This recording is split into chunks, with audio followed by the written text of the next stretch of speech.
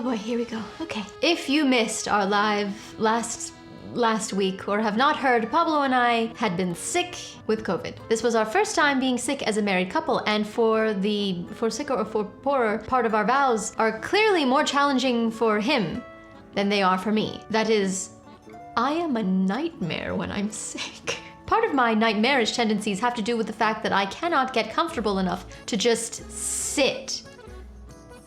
Speaking of which, to rest, to get better, to read. When we first got our positive test results and I notified work that I will be taking an impromptu 2-week staycation of absolute misery, a small part of me was actually excited about the prospect of staying in bed all day for the next 14 days, just reading and writing, reading and writing. You know what I complain constantly that I don't have time to do? Yeah, well, come to find, COVID brain gives you a slight edge of dyslexia and a whole cul-de-sac of insomnia. I couldn't sleep, couldn't eat, couldn't breathe, couldn't read, couldn't live. Ugh, I was dramatic, I was miserable. The words on the page before me were like gibberish, and I was retaining little to no information, so I gave up and resorted to my humidifier, where I stayed for the remainder of that first fateful week. Then, once things started to clear up, my sinuses, for starters, I started enjoying reading again. So much so, Pablo started reading with me. That's right, ladies and gentlemen, but mostly ladies, I think it's like 98% at this point. I got my husband to start reading. But that's for a future video. Let's roll the intro.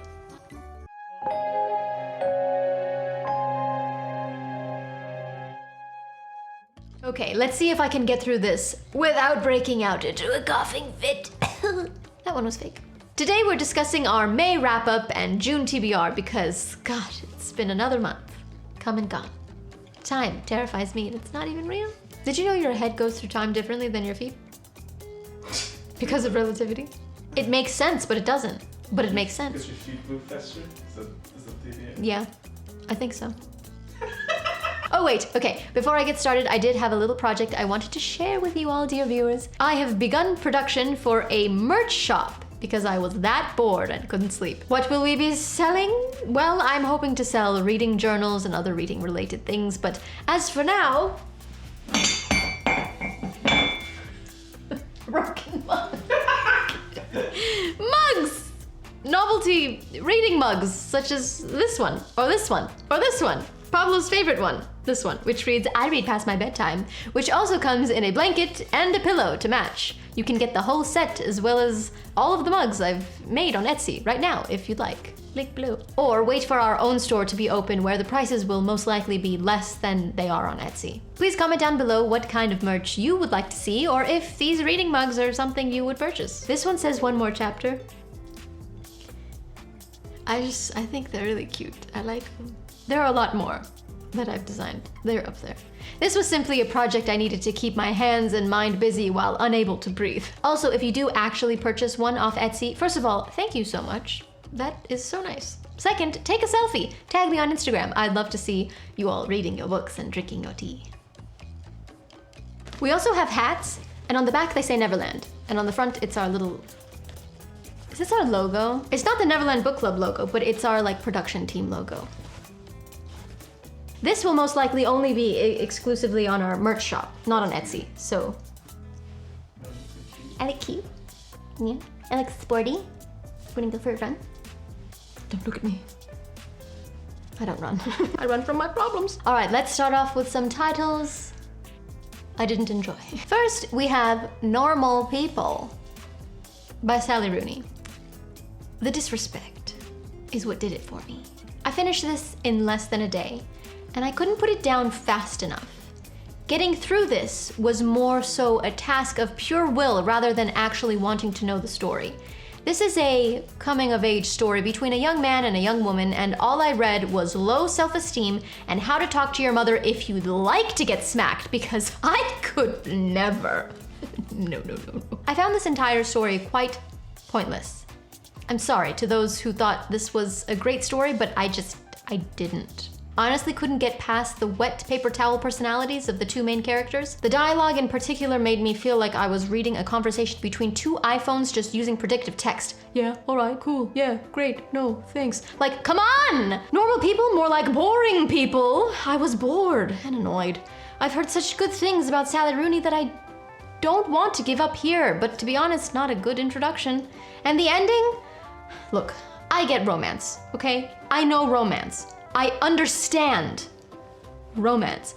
Putting your life on hold so your high school crush can leave you behind to a different country because he obviously doesn't care about anyone but himself, especially his mother, and telling him, yeah, I'll wait for you, like he's just going to the bathroom or something. Yeah, that's not it. That's not romance. Unless you're an immortal vampire or fae, saying, I'll wait an eternity for you, isn't exactly romantic.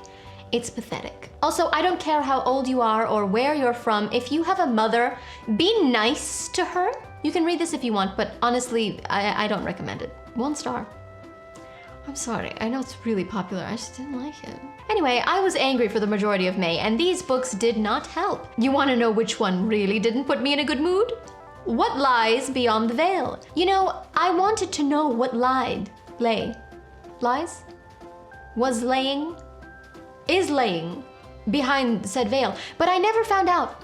Yeah, that's completely false advertising as a title to a book because we never go beyond the veil. This is considered a fantasy fae romance with fated mates and adventure. And, well, unless you count escaping marriage and glorified camping for 300 plus pages with a predictable plotline and some of the most cringy dialogue and adventure, I'd really rather stay home. Like, more than usual. The only thing good I took away from this title was that I paid nothing for it, since it was free with my Kindle Unlimited subscription. So I technically did pay for it somehow. Anyways, this was recommended as a, if you liked ACOTAR, then read this. No. No, no, no. I loved ACOTAR, and this was nothing like it whatsoever. I do not recommend this book if you like ACOTAR. If you liked ACOTAR, go reread ACOTAR. Because there's nothing like it. 1 star for the veil. We got close to the veil. It shattered. Woo. But did we get to go beyond it? No. Next, we have another disappointment that I didn't talk about in last month's TBR because I didn't think I was going to get to it, but as we've established in the intro, I had some time. When my eyes finally did start to focus through the dramatic tears, I read my second book of the month pick for May, Darling Girl by Liz Michalski. Wazowski? Mike Wazowski! Sorry, Liz. Sorry, Liz. Darling Girl by Liz Michalski. Let me tell you, when I read the description of the May books, this was a no-brainer. Could you be more on brand for the Neverland Book Club than a Peter Pan retelling where Peter is the villain? Yes, please. But then I started actually reading it. This was beyond insulting.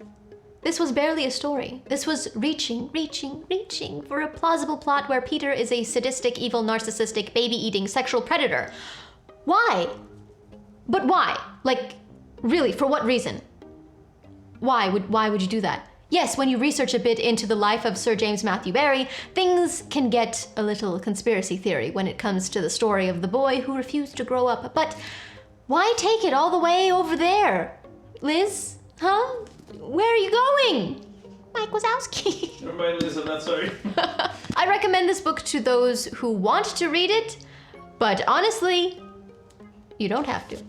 You're not missing much. It doesn't really add to the story you already know. If anything, it takes a bit of the magic away from it, and that's just not nice. Also, again, with the disrespecting children, what is up with that? I can't stand it, I'm sorry. I can't stand children or teenagers that are just rude to their parents. Just 2 stars. And not to the right, just there, just 2 bland stars. Womp, womp, womp. Womp, womp, womp, indeed. A novel of Peter Pan. False advertising. Okay. Now let's get to the slightly less disappointing, but still not exactly what I had hoped. 7 Days in June by Tia Williams. This book was cute. It was teasing and sweet and romantic and representative of what it was meant to represent. But honestly, I felt like there could have been a bit more with the romance. There was a child character who was not a complete ass though, and I really appreciated that. If anything, she was annoying in how woke she was. I think That was a big reason why I didn't enjoy it as much as I thought I would. The main character's daughter felt like she was written by a person who grew up in the 80s trying to use an urban dictionary to decipher the lingo of kids today. It was trying too hard to sound a certain way, in my opinion. The romance was also not as spicy as I would have wanted. It was cute, it was angsty, but it didn't get me, you know? You know. It was well written and a fun read. I recommend it to anyone who is in the mood for a cute story with a mild romance plot. 3.5 stars. All right, now let's get into the good stuff. That's the wrong book. I have COVID brain. I read City, and that's Crescent City, but this is different city. Okay. City of Brass by S.A. Chakraborty. When I say this book represents Middle Eastern culture, I'm not lying. However, and this is a big however, I listened to this book off Libby, and it was incredibly disappointing by their choice in narrator. Sonila Nankani.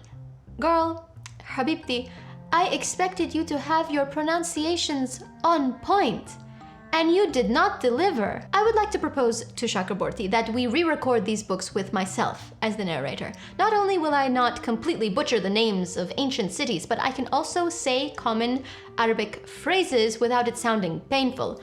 Wallah. It's just difficult to believe with all of this talk of inclusivity. They couldn't find someone representing the culture in which this amazing story is about to narrate the story. I just...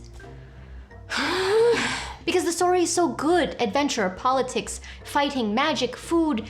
That's another thing. The descriptions of food. I've grown up with this food and you aren't pronouncing anything correctly, and it made me so mad. I was already mad because I had COVID, and now this.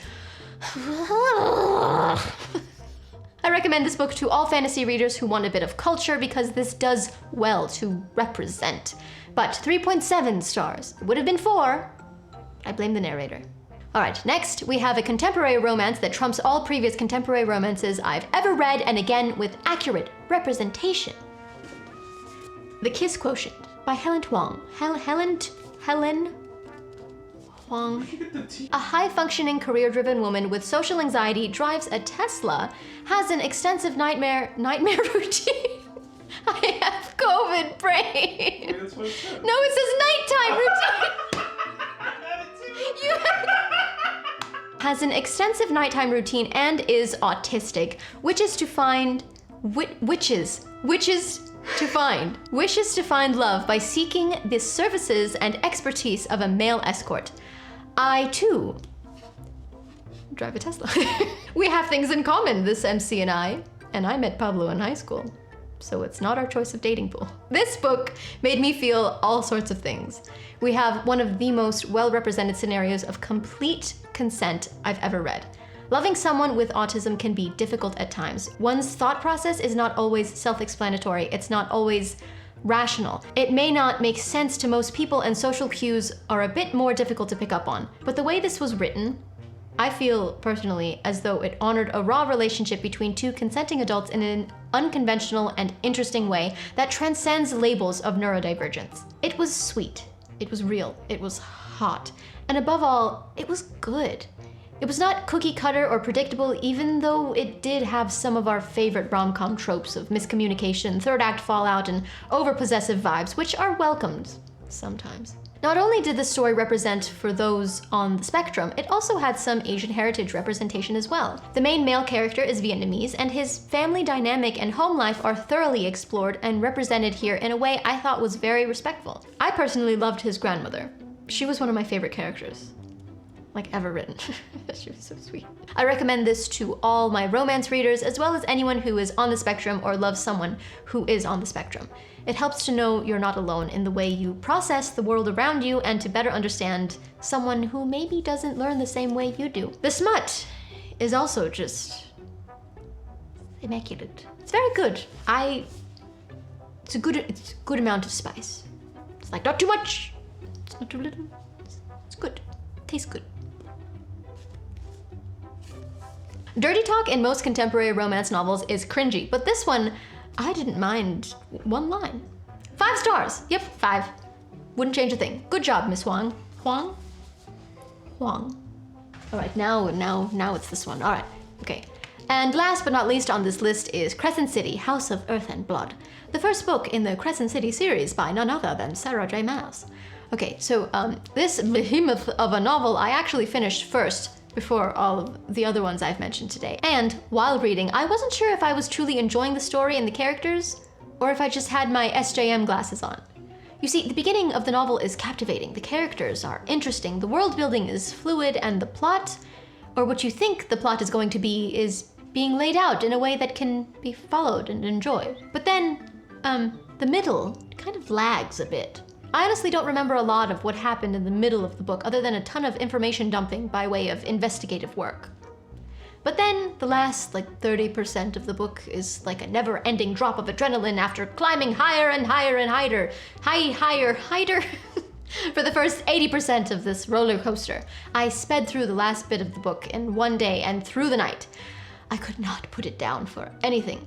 Look at this little video Pablo took of me while cooking dinner one night. He was cooking, I was reading.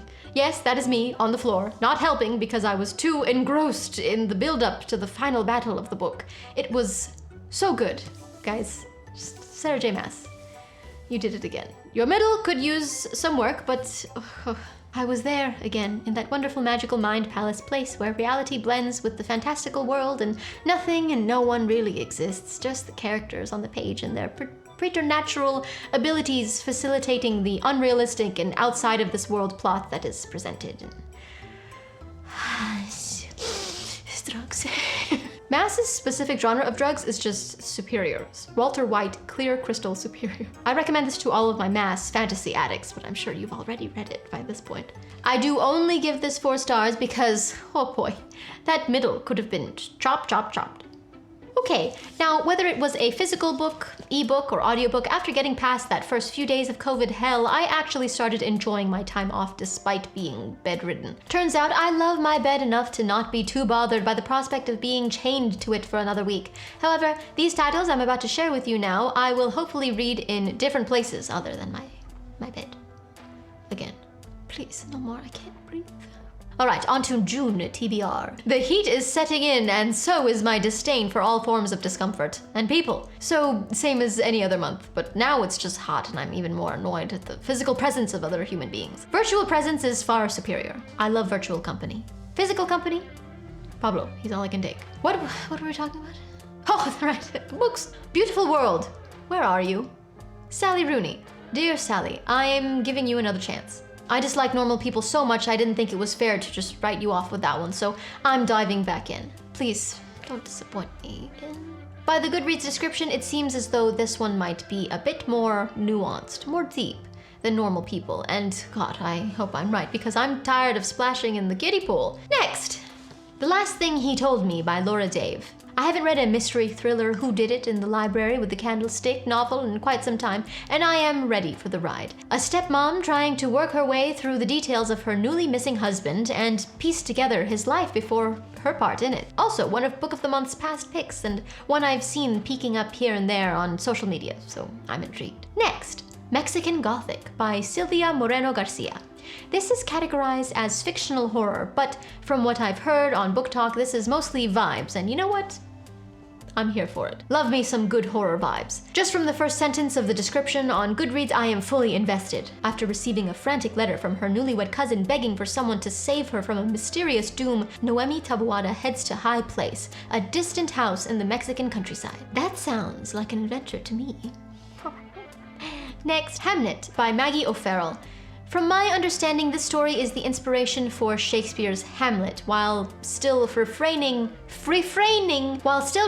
from explicitly mentioning the writer by name, which I find interesting. A story of a marriage and the loss of a child. Shakespeare's life was surprisingly mundane when you juxtapose it to the regular 9-to-5 work of the average townsperson of the time. So it's interesting to see his life written in terms of realistic anecdotes rather than his usual honey-drenched prose. Also, that cover art is just astounding. Next, The Dragon Republic by R.F. Kuang, and the second book in the Poppy Wars trilogy. I have been waiting and waiting and waiting for this to be available on Libby, and the wait is finally over. I cannot wait to jump back into the barracks with Rin as the new commander of the Psyche. The Spearly we all know and love. Oh, I love this character so much. This is a fantasy adventure with historical fiction elements. This is escapism right here. I cannot wait. Next, book lovers, Emily Henry, the perfect palate cleanse for the next month of reads. This book is Emily Henry's newest release, and I am just as excited to read this one as I was excited to read Beach Read. Just a little bit, you know? I mean, I know because it's Henry, it's gonna be good. I know it's going to be exactly what I ordered, and maybe, just maybe a little extra. Which is totally fine. Even though the happily ever after trope in Henry's books are predictable, they're still nice, they're still enjoyable, so I look forward to enjoying this nice slice of predictable cheesecake. I think they have the same graphic designer. Oh my, it's the same publishing company. Doi. Oh, okay. That's enough talking from me for one day. Wait! Hold on! Who's there? Why, I've been here the whole time! Hello! I am the aforementioned husband. Many of you know me. Okay, some of you know me. At least one, I hope. Know me by my colorful commentary on previous videos. And yet, as Nadia mentioned, I also did some reading this month. My journey to becoming a reader will be detailed in a future video, right there on the corner. Haven't done this in a while. And if you don't see it there, well then you'll just have to subscribe and wait a week or so. Probably more. So, I too shall participate in this cold ritual of yours, so-called TBR wrap-up. Step into my web. Wrap-up. For June, I plan to finish reading John Green's Looking for Alaska. You held up the back of the book and it's up. I'm a pro. Which I'm already about halfway through as of filming. For those unfamiliar, Looking for Alaska is the story of a young shelter boy finding his way and meaning in life as he meets new people, gets in all sorts of trouble, and falls in love at his new boarding school. A journey through the teen years that teenagers should find relatable and us adults, nostalgic or annoying, depending on how you feel about that stage of your life. Annoying. Book 2 this month, and the final one of my list, is Red Rising. Let's make sure it's up straight. A strong recommendation from one of you, Jeff Gray. So much so that this is your copy, which is awesome, thank you. As far as I can tell, and mind you, I know very little of this title, it is a science fiction book of a dystopian society that tackles the issues of tyrannical social hierarchies, let's call it. It also has some communist Russian vibes, so we'll see. Alright, now for a quick wrap up of May. I read The Petite Prince. Nadia also read this one actually, and didn't mention it! How dare you? I'm sorry. I read this before. Well, we did do a whole live stream talking about this little book, so for a more detailed look, go check that out. Though, forgive our sickness. I almost threw up. In any case, if you want us to do more live streams, please let us know. I'm pushing for a weekly stream, so help me encourage this one to do it. Who? The Petite Prince is a coming-of-age story of a pilot who dislikes the staleness of adults and culture, yet has to take a life-changing journey through the desert in order to come out the other side as an adult himself and leave his childhood behind. It's a gut-wrenching tale of the sadness that comes with growing up. But if you're lucky, you too can make that journey and keep your youthful spirit alive. Something society can greatly benefit from. I recommend this book to anyone that is or at some point was a child, or anyone that is or at some point will be an adult. I would not recommend this to newborns or really young kids. Calling this a children's book is a little bit lazy, I think. Anyways, back to Nadia. That was also the wrong way the whole time. The whole time? Yeah. What are you doing in my seat? That's all I have for you lovely I didn't cough. That's all I have for you lovely viewers. Thank you so much for watching and for dealing with my dramatically sick self, even though I was kind of fine today. Nothing comforts me more than your virtual companionship, and I thank you all for being here. Oh, 2,050, it's over 100, 2,100 now. Yes, I said that right, over 2,000 now. Wow, that's a lot of eyes, and probably roughly the same amount of ears on me. But you know what? It gets easier and easier and more enjoyable as time goes on, so thank you and welcome to all you new viewers. I'm glad you're here. Be sure to like this video if you liked it, and of course, subscribe if you're not already. Also, don't forget to click that bell to be notified when we post next and when we go live, because apparently we're gonna try to do that more often now, so yeah, click the bell. It's free. Today's shout out goes to Eliza's Bookshelf. $200 a month as a book budget is a perfectly rational and, dare I say, frugal limit to set on oneself. I say huzzah to the both of us. In a world of consumer culture, what better way to conform to the social expectations of spending money than to spend it on books? In my opinion, fact. All right, I'm off to go try my best and get some rest before having to go back to work, and this poor excuse for a vacation is over. That's enough pity party. Okay, I'm done. Stay lost, keep reading, wash your hands, get vaccinated. Goodbye. Goodbye. No, wait. No, wait, what? Read to me.